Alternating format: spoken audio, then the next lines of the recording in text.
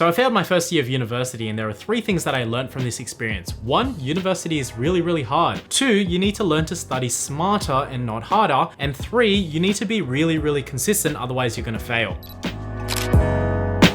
What's happening, guys? If you're new here, my name's Matt. I'm a UNSW graduate, and on this channel, we explore ways to be better every day. I've talked about the lessons that I learned from university, but I didn't really go into detail as to how I failed my first year and the lessons that I learned from failing my first year at university. To answer why I failed, we have to go back to 2016 when I was back in high school. High school was difficult for me. I got bullied quite a bit for a lot of different reasons. If you guys want to see a video on that, let me know. And honestly, I kind of just wanted to get out of there. I was at a selective high school, and I kind of thought once I finished school, I didn't really have to worry too much about university because my life was basically figured out by that point, but I was very, very wrong. Whoever told you that university is easier than school is lying to you. It's not. Now, this is high school Matt. He's really into games and he really doesn't do much else. This is kind of gonna lead up into his university career as well. At least he still has the same hair as me. Fast forward to 2017, I just started university. I enrolled in a Bachelor of Commerce and Computer Science, and things were pretty good. I went to all my lectures and all my tutorials. I was a really good student, but then what I realized is that everything was recorded online. And so I took the easy way out. I was like, you know what? I'm gonna stay home, play games, do basically nothing, and just catch up later on. 1 semester later. You guys can kind of see where this is going. I didn't catch up later.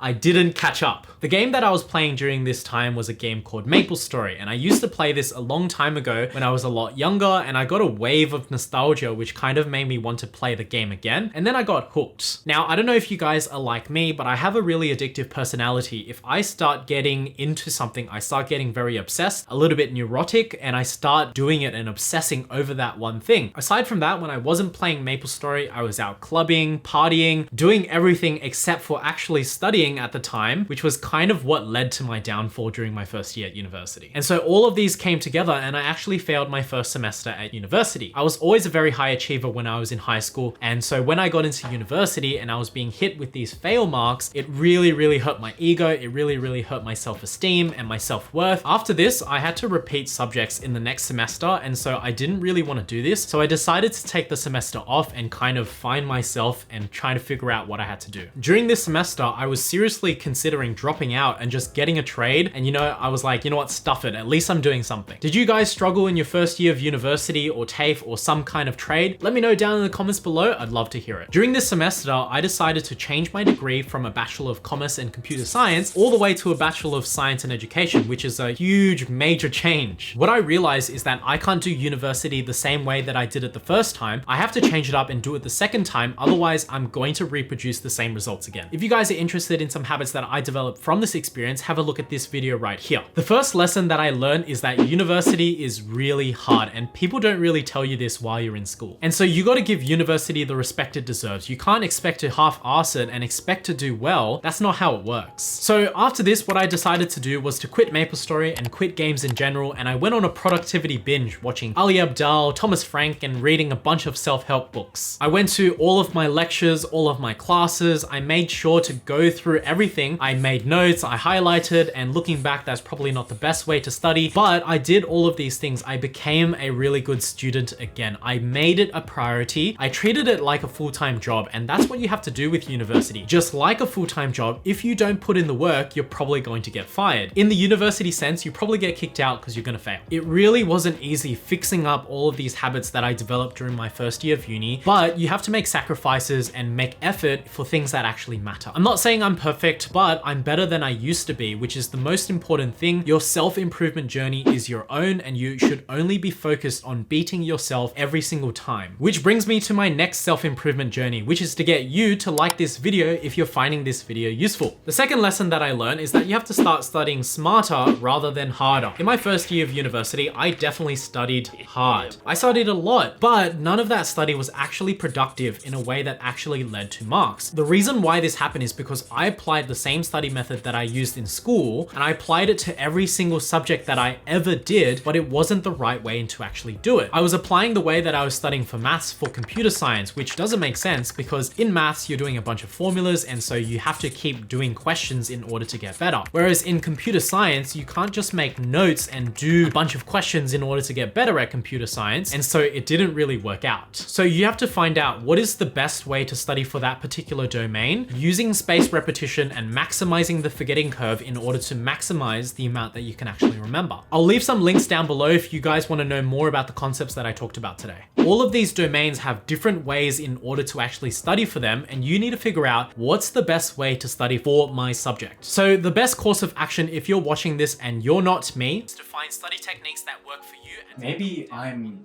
not me. In order to get better at this skill.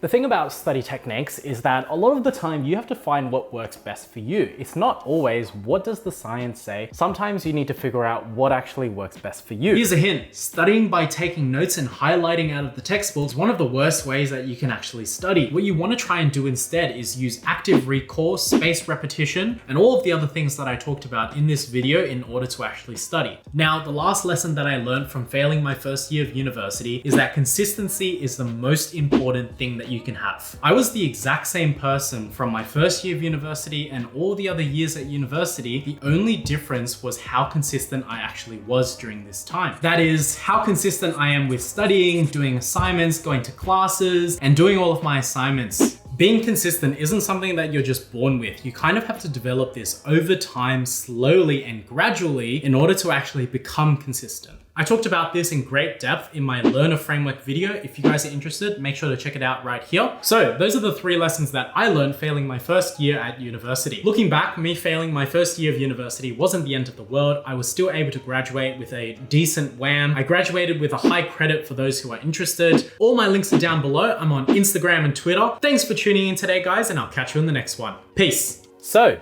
you're still here. Consider watching one of these videos, will ya? See ya.